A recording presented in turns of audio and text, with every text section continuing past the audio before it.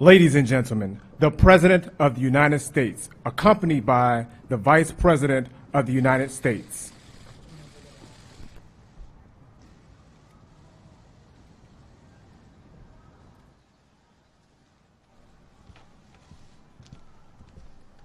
Thank you very much. Thank you.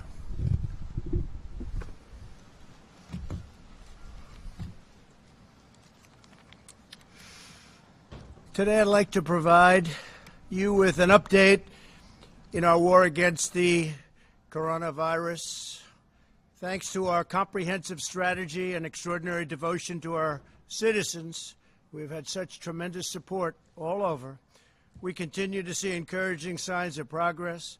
Cases in New York area, New Orleans, Detroit, Boston, and Houston are declining.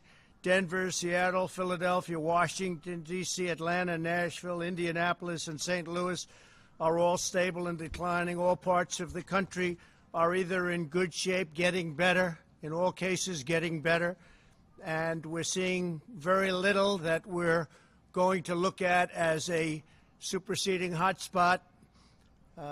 Things are moving along. Really a horrible situation that we've been confronted with, but they're moving along. As we express our gratitude for these hard-fought gains, however, we continue to mourn with thousands of families across the country whose loved ones have been stolen from us by the invisible enemy. We grieve by their side as one family, this great American family, and we do grieve. We also stand in solidarity with the thousands of Americans who are ill and waging a brave fight against the virus. We're doing everything in our power to heal the sick and to gradually reopen our nation and to safely get our people back to work. They want to get back to work, and they want to get back to work soon. There's a hunger for getting our country back, and it's happening faster than people would think. Ensuring the health of our economy is vital to ensuring the health of our nation. These goals work in tandem. They work side by side. It's clear that our aggressive strategy to slow the spread has been working and is saving countless lives. For those who are infected, we've taken unprecedented action to ensure they have the highest level of care anywhere in the world. The federal government has built more than 11,000 extra beds, shipped or delivered hundreds of millions of pieces of personal protective equipment, as you know. In fact, some of the people here are going to be talking about it, some of our greatest executives, some of the greatest anywhere in the world, and distributed over 10,000 ventilators, and we now have, in a very short period of time, many have been delivered and hundreds of thousands are being built. And frankly, every governor has more ventilators right now than they know what to do with. They're actually shipping them to different locations, and we're shipping some to our allies and others throughout the world because we have ventilators. Like the job that they've done in getting this very complex piece of equipment built is actually incredible. You don't hear about ventilators anymore except in a positive way. We've launched the most ambitious testing effort, likewise, on Earth. The United States has now conducted more than 5.4 million tests, nearly double the number tested in any other country, more than twice as much as any other country. Think of that. Moments ago, I came from a meeting with some of our nation's largest retailers, including Walmart, Walgreens, CVS, Rite Aid, and Kroger.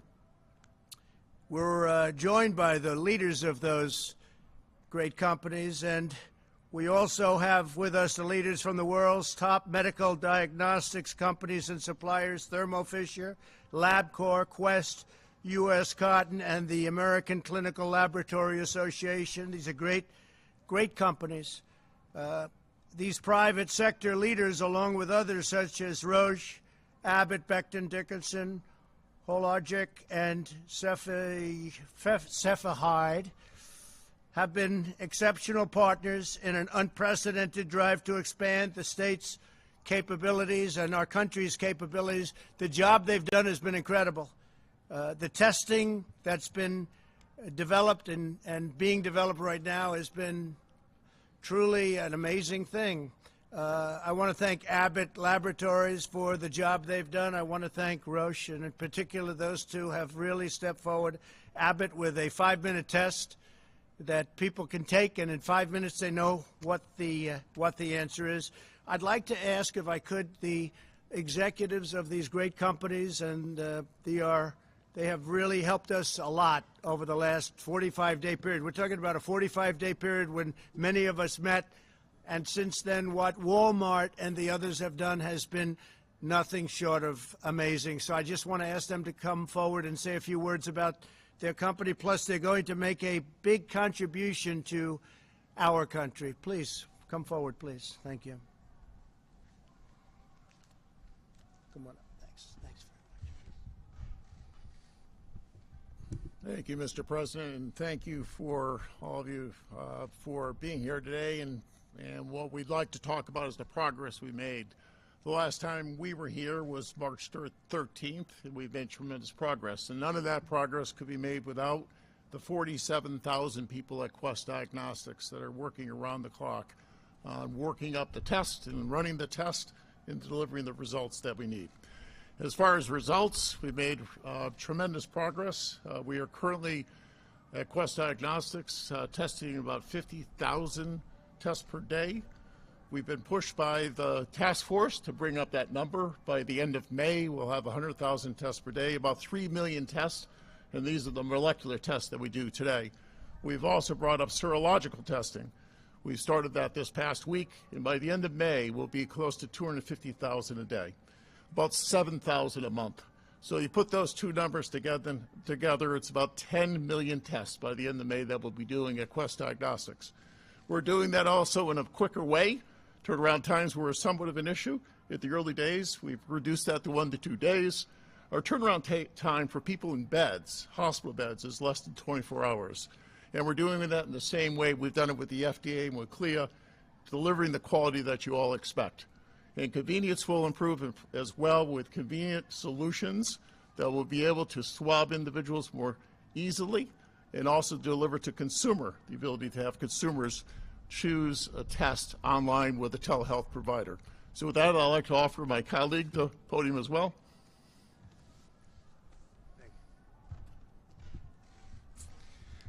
Mr. President, thank you very much for your leadership and for having us all here today. Our scientists and our lab technicians are working day and night in order to do as many tests as we possibly can for the American public and to turn those tests around as quickly as possible. Just 45 days ago, we said we could do several thousand tests a day.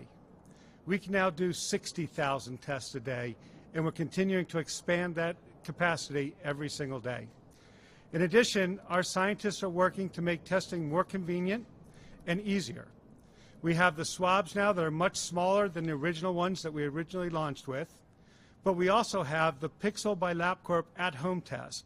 That test right now is for healthcare workers on the front line and first responders, but we will be rolling that out much more broadly over the coming weeks.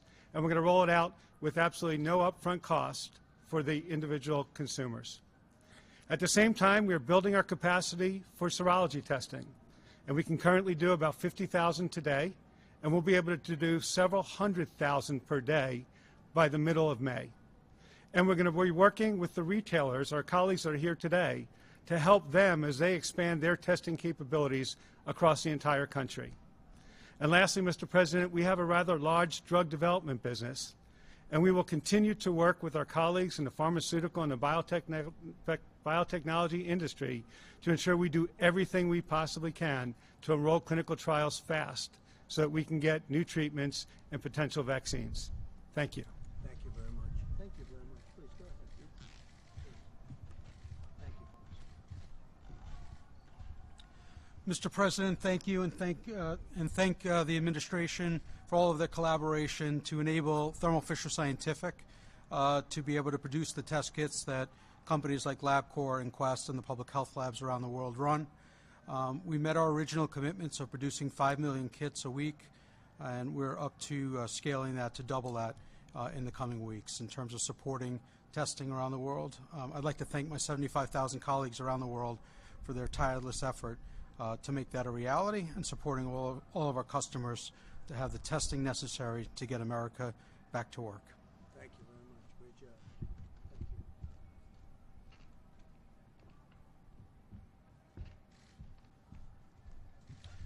Thank you, Mr. President. I'm John Nims with U.S. Cotton, and we are the company that is going to produce the swabs to be used in these testing kits. We have about 1,200 people in our company, and in our Cleveland operation, they have pivoted from, as you've said, the Q-tip style swab to a swab that's going to have a plastic stick with a polyester tip so that they can be assembled into these kits. Our Cleveland team has done a wonderful job with this, and they're very excited to be able to help in this effort. So thank you, Mr. President. Thank you very much. Great job.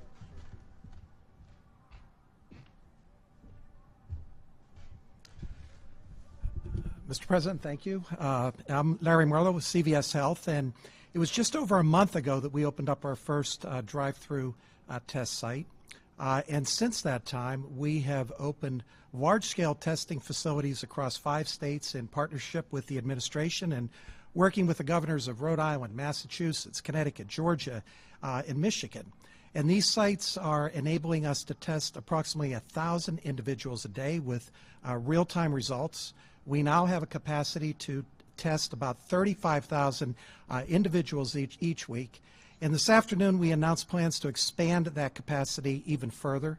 Beginning in May, we will install testing capabilities in up to 1,000 CVS pharmacies. We'll be using our drive-thrus and our parking lots with swab testing. So again, you'll see that coming online in May. And we also recognize the fact that the virus is disproportionately affecting our minority communities. So we're working in partnership with organizations like the National Medical Association to bring testing and care into the traditionally underserved communities. We're also beginning to implement mobile capabilities with which to do that. And as businesses are restarting their workforce, we'll also be looking to assist them as they begin to come back to a normal operation. And finally, as my other colleagues, I just want to thank my CVS colleagues. They have done a phenomenal job in terms of helping people in many different ways all across communities in the country. And they're part of this army of healthcare professionals and front store and first-line supervisors and workers that are doing terrific things to bring our country together. And for that, we owe them a huge amount of gratitude. Thank you. Thank you very much. Great job. Thank you.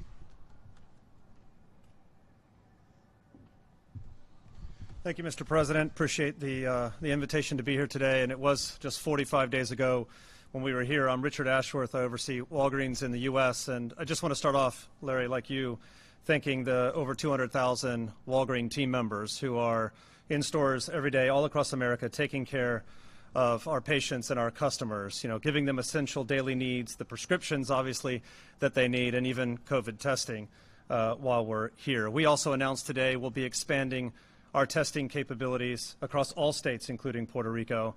We'll be able to triple the volume that we do now in partnership with our lab partners, and we're excited to be able to do that. We're really excited with the public-private partnership that we have here because that's what's enabling us to do this, and we look forward to working with the additional states to get these sites up and running as fast as possible. As a pharmacist, I just want to say one quick thing. I'm really proud to be part of this profession, and not just Walgreens pharmacists and pharmacy employees, but all of them across grocery, mass, independents. You're really doing what you should be doing and what you went to school for, to help patients, counseling them on their medicines and helping them understand the problems that we're facing. Pharmacy is right here in it with everyone together in the community, and we look forward to being part of the testing like we are now, serology, whatever that might look like in the future, and eventually treatment when the vaccine does come. So thank you, Mr. President, for the opportunity. Great job. Thank you. Very much.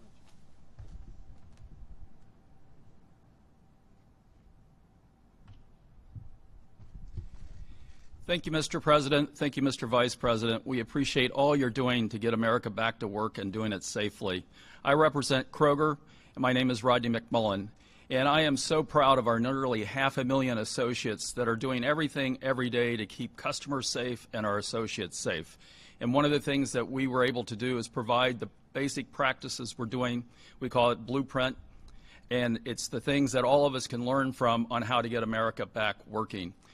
We also announced earlier today continuing to accelerate our practice on testing. We are actively engaged in 6 states. In the next couple of weeks, we'll take that to 12 states, and the number of tests that we do continues to grow faster than that. Together, we will win. Together, we will solve this problem and move on. America is always great. Thank you again. Thank you very much.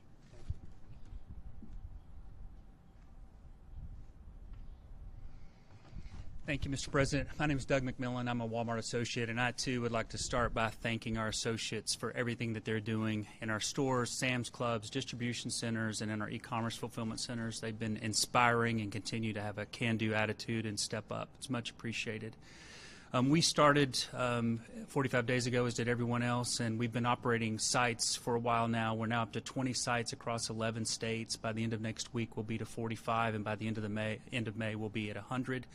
We also, a few weeks ago, Vice President Pence and I were in a distribution center in Virginia, a food distribution center. He was kind enough to come and thank our associates for us there, which is much appreciated. And the President and Vice President were speaking on the phone about surgical gowns, and the President asked if we could put in an order for millions of surgical gowns, and we don't normally buy those, so I wasn't sure if we were going to be able to do that. But I'd like to thank our apparel team and McKesson in particular for partnering with us. We've been able to, in the month of April, secure an additional 2.5 million surgical gowns, and by the end of May, we'll have an additional 6 million available to help. So thank you for the opportunity to serve and for being here.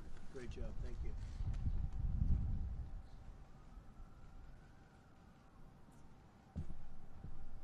Thank you, Mr. President, and thanks to the team for getting this great operation up and running for the benefit of the country. I'm Hayward Donegan with Rite Aid, and we are currently operating 40% of the current test sites in 25 locations across 8 states. And I had the opportunity, as I was driving up, to stop at our Richmond location and see the testing in action and thank the associates, whether it be security or pharmacy, front end, everybody who's helping with this great effort, and all of the customers that appreciate this so much. It was really amazing to see.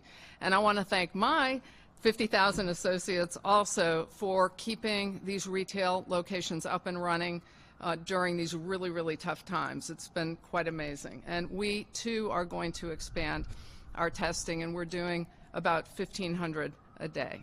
Thanks. So thank you all very much. It's incredible what we've done together over a short period of time. I want to thank our Vice President for the task force and the work. Every day it gets better, and we had a fantastic call with the governors today. And I would say that they are as thrilled as they can be, considering that the fact is that there has been so much unnecessary death in this country. It could have been stopped, and it could have been stopped short, but somebody a long time ago, it seems, decided not to do it that way, and the whole world is suffering because of it, 184 countries at least. But I want to thank all of these great business men and women for the job they've done. They've been fantastic with us, working with us. And as you know, for several weeks, my administration has encouraged the governors to leverage unused testing capacity in states. Very few understood that we have tremendous capacity. Then 1 week ago, we provided each governor with a list of names, addresses, and phone numbers of the labs where they could find additional testing capacity in their states. Within 48 hours, the number of tests performed across the country began to absolutely skyrocket. On Saturday alone, more than 200,000 test results were reported, which is a gigantic number, bigger than any country anywhere in the world for a much longer period of time. A number that is an increase earlier in the month when we tested roughly less than 100,000 a day. So we much more than doubled it, and that will be doubling again very shortly. We are continuing to rapidly expand our capacity and confident that we have enough testing to begin reopening and the reopening process. We want to get our country open, and the testing is not going to be a problem at all. In fact, it's going to be one of the great assets that we have. Today, we're releasing additional guidance on testing to inform the states as they develop their plans for a phased and very safe reopening. Our blueprint describes how states should unlock their full capacity, expand the number of testing platforms, establish monitoring systems to detect local outbreaks, and conduct contact tracing. We have it all. Other countries are calling to find out what are we doing and how do you do it, and we're helping them. We're dealing with a lot of countries, helping them on testing, just like we did on the ventilators. I directed our Medicare program to make it easier for seniors to get the testing that they need, and the pharmacies, as you know, we are allowing pharmacies now to do testing, and we have other testing locations that we're going to be allowing also, but having pharmacies get involved in testing is a very big deal. We're also asking governors to do the same in their Medicaid program, so they're going to be able and authorized to do the same in Medicaid. So that's a big deal. So we're deploying the full power and strength of the federal government to help states, cities, to help local government get this horrible plague over with, and over with fast. There's tremendous energy in our country right now. There's energy like people haven't seen in a long time, a spirit that they have not seen, and we're doing very well, considering what happened to us, and considering if you look at what happened to others. This is something that the world has not seen for a long, long time. You can probably go back to 1917, where it was a terrible period of time. You all know what happened in 1917. That's over 100 years ago. With that, I'd like to introduce, if I might, Dr. Birx, if you could come up, and then Admiral, you'll come up, and between the two of you, you'll explain the entire process and how much progress we've made and where we're going. Thank you very much. Thank you, Mr. President. So the blueprint lays out the roles and responsibilities to enhance our partnership between the private sector and the public sector, bringing together state and local governments with the federal government to ensure that we can accomplish and achieve our core principles and objectives. We can have the first slide. The core elements of the testing plan include both three elements: robust diagnostic testing plans developed in partnerships with state, and I just really want to thank the governors and the health officials, both at the state and local levels, who've been working with us day and night to work through these issues, and also all the laboratory directors in many of the states, as well as the American Society for Microbiology, who've been working with us to ensure that the plans were efficient and effective. Within the robust diagnostic testing plans, it was really unlocking the full capacity of the state, increasing the number of testing platforms. We now have multiple tests for different platforms, increasing the ability to collect samples, increasing testing and laboratory supplies, and ensuring that we work together to make sure that every client receives the tests that they need. This is added with timely monitoring systems. And what do I mean by that? It's systems where we bring together the ability to not only diagnose the symptomatic, but proactively and interactively work with individuals that we know are at higher risk. We've worked with states to look at where the outbreaks have occurred when they're not in the large metros, and we see that it occurs very often in places of closed settings among our Native Americans and among our long-term care facilities.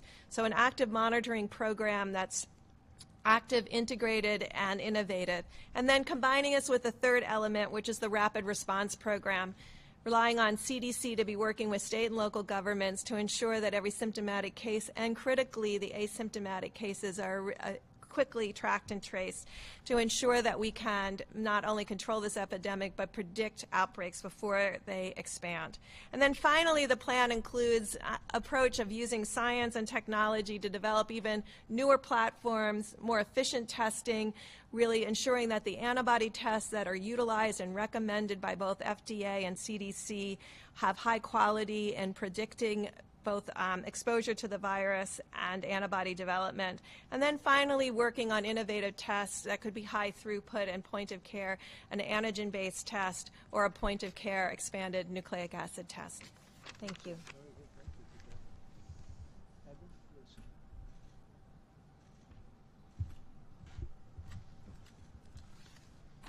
Thank you, Mr. President. Thank you, Ambassador Birx. If I could have the next slide, please. I want to spend just a couple minutes about going over where we've been, but more importantly, where we're going. I think we all can understand how we can group this into three distinct phases. First is our launch phase, when we were really engaging the emerging epidemic and the types of things we need to do. For example, mobilize the private sector to develop, test, and have EUAs. And I think you know over the past 2 months, the FDA has issued 67 emergency use authorizations, which is far outpacing anything that has been done or could ever been imagined. Galvanizing the research community in the commercial labs. The reason why we're here with ACLA Labs having done about 3 million tests is because of that day when it was galvanized by the President and the Vice President. We also set models in the community. Those first community-based testing sites that were federally supported and really under the direction of the U.S. Public Health Service, people who had been in Japan testing people on the Diamond Princess to assure that it would be done right and it would be done safely for everyone involved. Then we moved to really scaling. That phase was very, very important because we knew we needed to be at an immense scale to enter the third phase about supporting opening again. This again, for example, a lot of my life is about swabs. It was enhancing the production capability of a small company in Maine called Puritan that you'll hear a whole lot more about, that is sort of the swab provider for the country, but also because of the FDA actions and the actions of scientific community being able to broaden the types to spun polyester. So U.S. Cotton can now come in and start delivering within the next couple of weeks 3 million swabs per week of a different type. It also did things like expanding the community-based testing sites. Whereas we started small with the commercial partners, you see today, right now, we have 73 of this 2.0 sites going to 110. And very importantly, this demonstrated the model. And 68% of those sites are in communities of moderate or high social vulnerability, and 22% are in the highest social vulnerability communities, so that we can make sure the testing gets where it needs to be. You've just heard that that could be expanded to thousands of sites. And finally, stage 3, which is very exciting, coordinating with governors to support testing plans and rapid response programs. Over the past week, a multidisciplinary team from the White House, HHS, FDA, FEMA, has met virtually with multidisciplinary teams from every state, Puerto Rico and the District of Columbia, to understand what their testing aspirations are and to make sure that we can meet those demands. We're going to have another round of those calls this week, but as we talked about earlier today, we will be able to supply every state with the supplies and the tests that they need that will dramatically increase the number of tests we've done to this point. And just to give you an idea, the supplies that we will be providing to states, the minimum that we're supplying to states is approximately double in that month than the Republic of Korea has performed in the 4 months to now accumulated, to give you an idea of the amount of testing that we're going to be doing. So I'm very excited right now as we complete this ecosystem with the large reference labs, the LabCorp and Quest providing the very high throughput, large-scale testing, the galvanizing of the hospitals and academic labs that Dr. Birx has done by a machine-to-machine understanding and promoting that with the governors, and of course using point-of-care testing when and where that's very important to stop outbreaks or in remote areas like in the Indian Health Service or in Alaska. Thank you, Mr. President. Thank you very much. Thank you. Great job. Okay, so with that, we're here to answer some questions. The mic is up here also, so we'll answer. Steve, please go ahead. Grapple with when and how to open their states. What's the best advice from you on what they should do? How quickly? Well, we want them to do it. We recommend that they do it as quickly as possible, but safely. We want everyone to be safe. And I think you're seeing that. You're seeing a lot of governors get out and they want to open it up. Many are thinking about their school system. Not a long way to go in the school system right now for this season, for this year. But I think you'll see a lot of schools open up, even if it's for a very short period of time. I think it would be a good thing. Because as you see in terms of what this vicious virus goes after, young people seem to do very well. Young people seem to do very well. So I know that there are some governors that aren't necessarily ready to open up their states, but they may be ready to open up their school systems. We'll see, but that's their choice. But the word is safety, okay? Rapid, but safety. Yeah, please. Go ahead, please. Thank you, Mr. President. I have a question for you regarding one of the members of your coronavirus task force, and that's Secretary of HHS Alex Azar. Yeah. On January the 28th, he was in the briefing room, and in the briefing room, he told reporters that for the individual American, the virus should not be an impact on their day-to-day life. 3 months later, more than 55,000 of our fellow Americans have now lost their lives. Mr. President, why is he still your top health advisor? Why is he still serving as the HHS Secretary? Well, I think it's a very unfair question because you have many great professionals. Some of them you have great respect for. And you have many people in the other party. You mentioned Alex Azar, but you have many people in the other party that have said the same thing and with even more confidence. So a lot of people didn't get that right. I was very fortunate, whether it was through luck or whatever, that we closed the border. We put a ban on China other than our citizens coming in. We had our citizens. You can't keep out American citizens. You know, gee, you can't come back into your country. That's a little tough to do, but we put a ban on China. That was very fortunate. But I could tell you that Nancy Pelosi was dancing in the streets in Chinatown. She wanted to go, let's go out and party. Now, that was late into February, so you don't mention that, but you could mention that. Go ahead. Any other? Please, go ahead. Go ahead. Mr. President, he has not been in a briefing. Yeah, please, stand up. Since April the 3rd.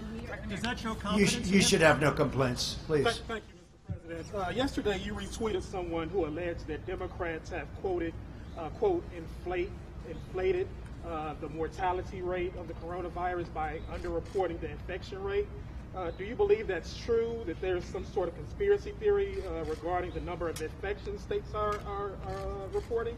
Well, I can only say what we're doing. We're reporting very accurately. If you look at other countries are not. I mean, you can look at China, you can look at numerous countries where I don't think those are right numbers. I can only say what we're doing. It's very important to us to do very accurate reporting, and that's what we're doing. John, go ahead, please. By retweeting that, Mr. President.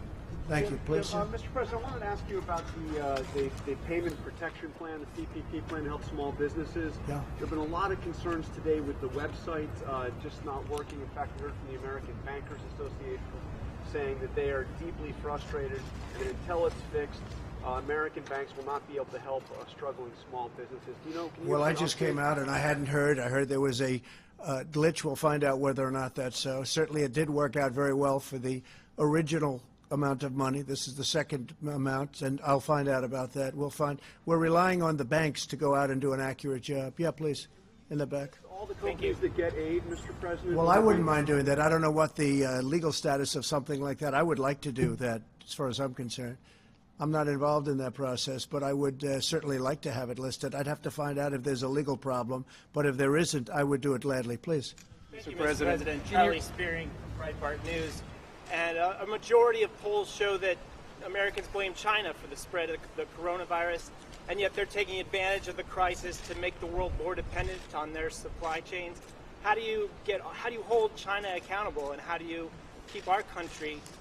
Well, Charlie, there are a lot of ways you can hold them accountable. We're doing very serious investigations, as you probably know, and we are not happy with China. We are not happy with that whole situation, because we believe it could have been stopped at the source. It could have been stopped quickly, and it wouldn't have spread all over the world. And we think that should have happened. So we'll let you know at the appropriate time, but we are doing serious investigations. American businesses from relying on China for their supply chains. How do you fix that? Well, we've already discussed that, and especially having to do with medical supplies and others. If you look prior to this virus, the deficit was coming way down under my administration because I put massive tariffs on China. We took in tens of billions of dollars, gave some of it to the farmers who were unfairly targeted by China. Nobody's ever done that before. We never took in 10 cents from China. Now, all of a sudden, I think you know very well, we've taken in tens of billions of dollars. I helped the farmers by giving them 2 years ago $12 billion, all coming from China, and we had plenty left over, too. And then the following year, $16 billion. And this year, we're also going to help our farmers. But nobody's ever done a thing like that because they were targeted unfairly by China. So we're doing a very strong investigation, and we'll let you know what the result of that is. We should be able to get the answers to. President, Go ahead, please. as you talk about potentially reopening up America again, as we see in the slides behind you, what data are you going to look at in the future to see if restrictions need to be reimposed? Yeah, we're looking very much and reliant very much on the local areas, the governors. And that's been the way it has been for me, maybe not for everybody, but for me, that's the way it's been at the beginning. And from the beginning, the governors, some of them are doing an extraordinary job, not all of them, but some of them, and I think all of them maybe have a chance to do that. Some will be a little bit different. The areas are much different. Manhattan is much different than Montana. You have a lot of different circumstances. And obviously, if you look at the virus, it hit some areas, hasn't hit very much other areas, not even at all, almost not at all. But the entire country has been infected. West Virginia is an example. I spoke to Jim Justice, the governor of West Virginia, and they were long before anything hit, and they had numerous deaths, even in West Virginia, and they were really the last one to be hit. So we're dealing with the governors. We had a really great call today, as I told you. Very, very solid. These were not complaining people. These were people that they had everything they needed. They had their ventilators. They have their testing. They see their testing is growing. They're growing their testing. We're helping them. We're getting them what they need. And that was a group I'm sure some of you are on the line, even though you weren't supposed to be. And I think you know what the result of that call was. Please go ahead. Supply chain, sir. Following up on Charlie's question on making China, holding them responsible, Germany sent a bill to China for $130 billion, 130 billion euros for the damages caused by the coronavirus. Would your administration look at doing the same? Well, we could do something much easier than that. We have ways of doing things a lot easier than that. But Germany's looking at things, and we're looking at things, and we're talking about a lot more money than Germany's talking about. Yeah, please go ahead. We haven't determined the final amount yet. Thank you, Mr. President. It's very substantial. If you look at the world, this is worldwide damage. This is damage to the U.S., but this is damage to the world. Yeah, please. Thank you, Mr. President. Attorney General William Barr directed federal prosecutors to watch out for state and local officials that might be violating the Constitution by some of their stay-at-home orders. What's the strategy there? Will the federal government sue local authorities? Well, you'd have to ask Attorney General Barr, but I think he wants to see, like everybody, he wants to see people get back and wants to see people get back to work. He doesn't want people to be held up when there's no reason for doing it. In some cases, perhaps it's too strict. He wants to make sure people have their rights and they maintain their rights, very importantly. So a lot of people would agree with him. But you'd actually have to ask that question specifically from a legal standpoint to Attorney General Barr. Federal government suing state It would depend on the state. It would depend on the circumstances of the state. Some states are, perhaps a little early, and some states are a little bit late. And the Attorney General, I read that, and I saw that, and frankly, the Attorney General doesn't want to have rights taken away because, there are some people, they're not allowed to open up a store, or they're going to lose their livelihood. And by the way, that causes death also, between all of the things that happen, and this has been a big study. The fact that people aren't allowed to have their freedom causes a tremendous amount of problems, including death. So that's what he's talking about. Please, in the back. Maryland and other states, Governor Larry Hogan specifically, said they've seen a spike in people using disinfectant after your comments last week. I know you said they were sarcastic. I can't imagine why. I can't imagine why. Yeah. Take any responsibility? No, I don't. No, I can't imagine. I can't imagine that. Yeah, go ahead, please. President, Dr. Anthony Fauci says that we need to increase testing by double it at least, and so does the Rockefeller Foundation. When are we going to be doubling testing? It doesn't really matter what they say there, and we just left him. We just had a meeting, but because we're going to have much more than double it very soon. Now, there are big believers in testing, and then there are some governors that don't feel as strongly about it at all. You understand that. They feel much differently about it. But we're going with maximum testing because it's something we're very capable of doing. But we'll be much more than doubled. Mike, I'd like you to answer that. We're going to be much higher than doubled on testing very shortly. Mike, please. Yeah, please. Thank you, Mr. President. I hope the American people looking on today are as proud as the President and I are of the incredible public and private partnership that you heard from today. It was 2 months ago that we had done less than 10,000 tests for the coronavirus in the United States. But because the President brought together these incredible commercial labs, brought together the best-known retailers in America, now, Mr. President, we have 5.4 million tests. And as you said earlier today, we've done more than 200,000 tests in a single day. As we met with governors today, I sensed the enthusiasm among governors for the way that testing is scaling all across the country. And we assured them on the call today that we're going to continue to directly partner with them to make sure that all of the resources you heard about today continue to be expanded. But I want to ask Admiral Giroir, who is literally working day in and day out with the governors, to describe some of the numbers for exactly where we will be. We're north of 5 million tests done now. It is remarkable to think of the pace of acceleration. But Admiral, maybe you could speak about exactly when we will reach the point that some of the experts say that they think we need to be at, whether that be 300,000 tests a day or 500,000 tests a day. But what's remarkable to me as a layperson, Mr. President, is because of this partnership you've forged, we're almost there, and we'll be there very, very soon for the American people.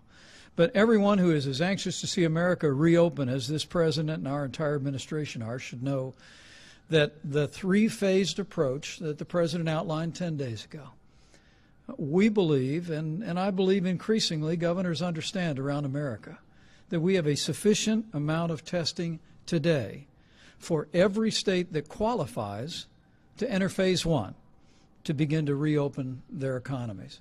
But, Mr. President, with your permission, I'll just ask Admiral Giroir to give some specific numbers about how quick, for all that we've done, how much more quickly you'll see an expansion of testing because of the partnership that you witnessed again here today.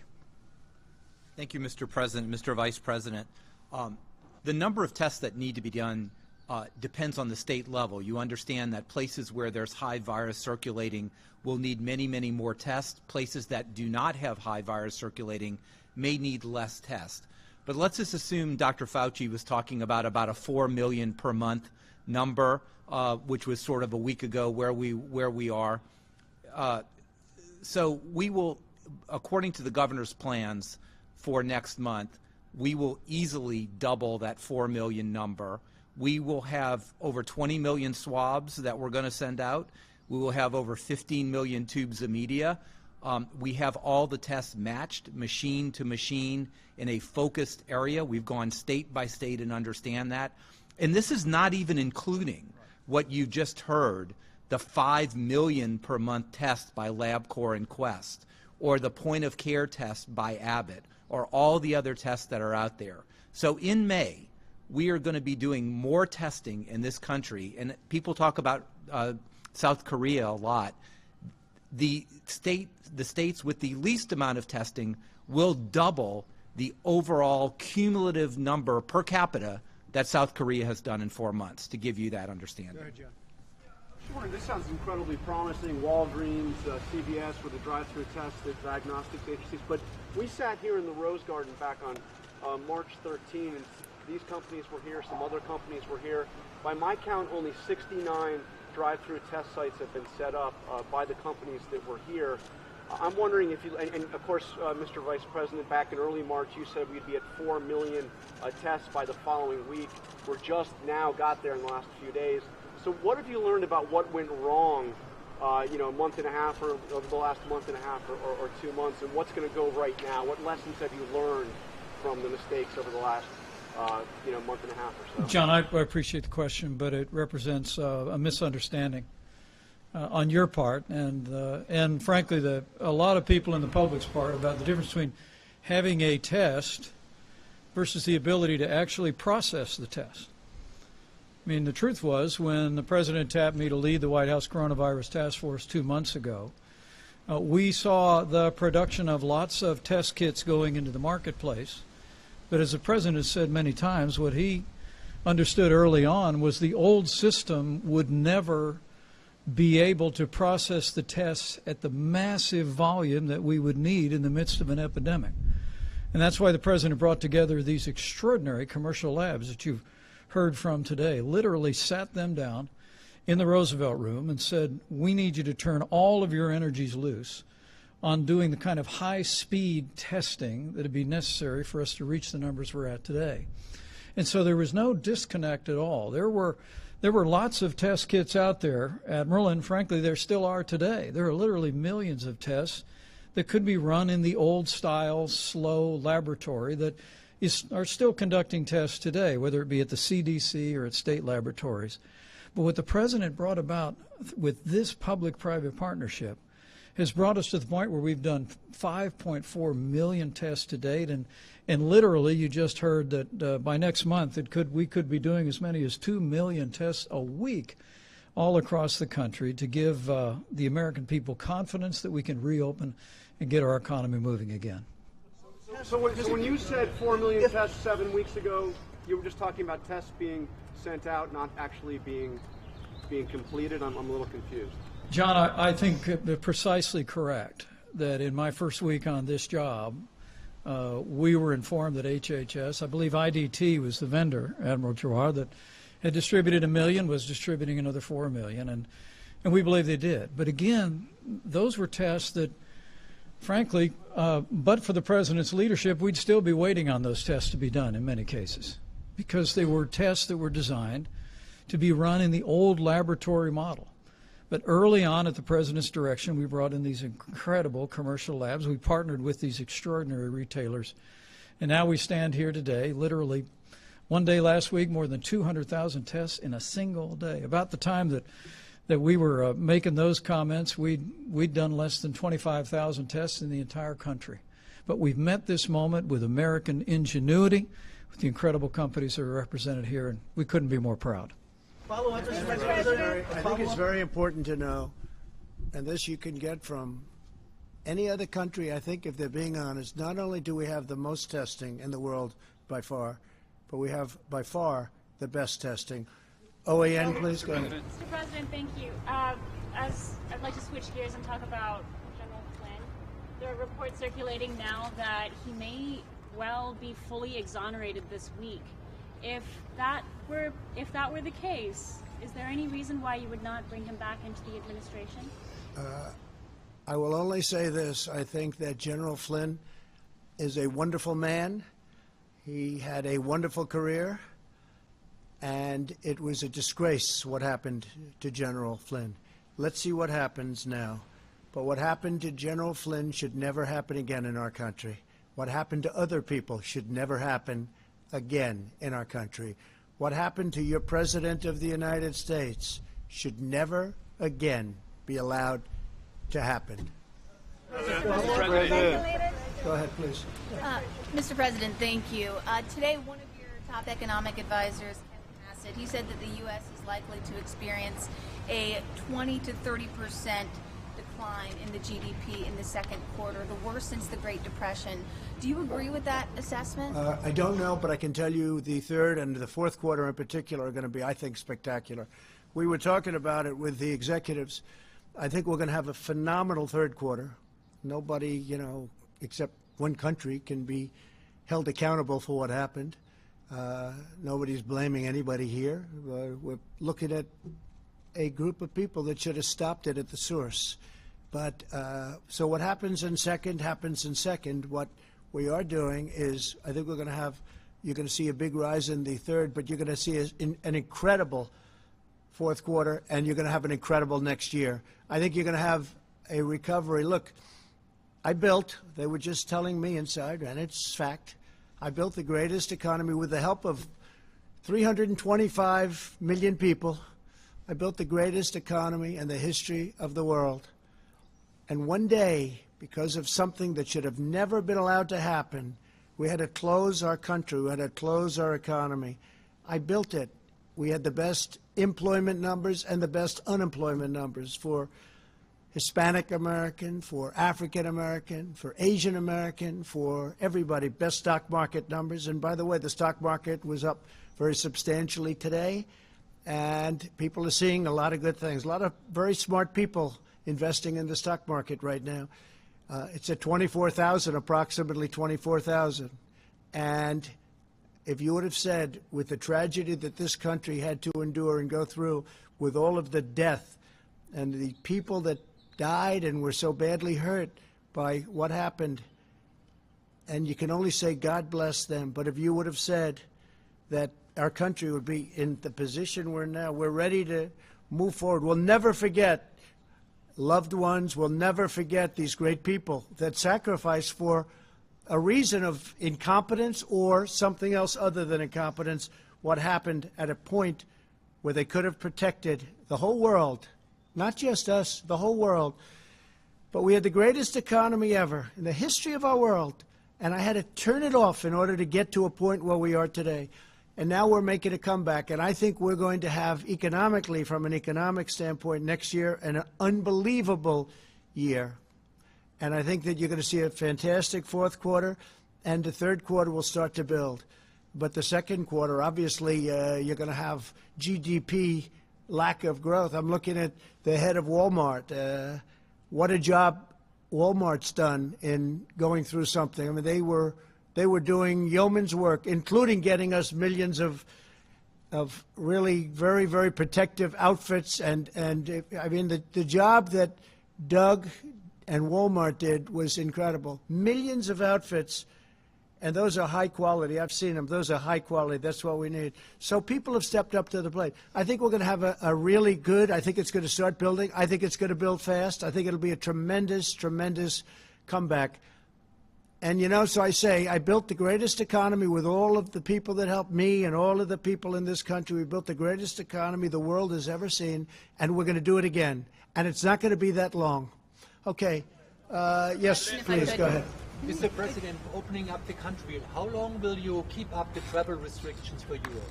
Well, we're looking at that, and it depends on how long it's taking Europe to heal. Italy is starting to make a comeback. I'm very happy to see that with my friend, the Prime Minister. It's tragic what went on in Italy and Spain and France and Germany, frankly, and every country over there. It's tragic. But we'll be looking at what's happening in Europe, and certainly we want to do that, and they want to do it too. They want to do it very badly. Yeah? Do you have any update on Kim Jong-un's health? Have you gotten any update on Kim Jong-un's health? Has he responded to your letter from March? On Kim Jong-un? I can't tell you exactly. Yes, I do have a very good idea, but I can't talk about it now. I just wish him well. I've had a very good relationship with Kim Jong-un. If I weren't president, you'd be in war. You would have been in war with Korea. You would have been in war with North Korea if I wasn't president. That I can tell you. He expected that. That I can tell you. I hope he's fine. I do know how he's doing, relatively speaking. We will see. You'll probably be hearing in the not-too-distant future. All right, one or two more.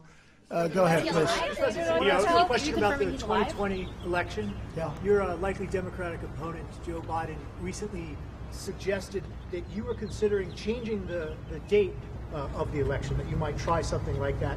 That's my first question. The same question. I never even thought of changing the date of the election. Why would I do that? November 3rd. It's a good number. No, I look forward to that election, and that was just made-up propaganda, not by him, but by some of the many people that are working, writing little statements. I see all the time, statement made, you say so, statement made per Joe Biden, Sleepy Joe. He didn't make those statements, but somebody did. But they said he made it. No, let him know I'm not thinking about it at all, not at all. Okay, go ahead in the back, please. Yeah, the bipartisan Senate Intelligence Committee came out with the fourth installment of its report. It concluded that Russia interfered in the 2016 elections and there was not political bias. Do you accept its conclusions?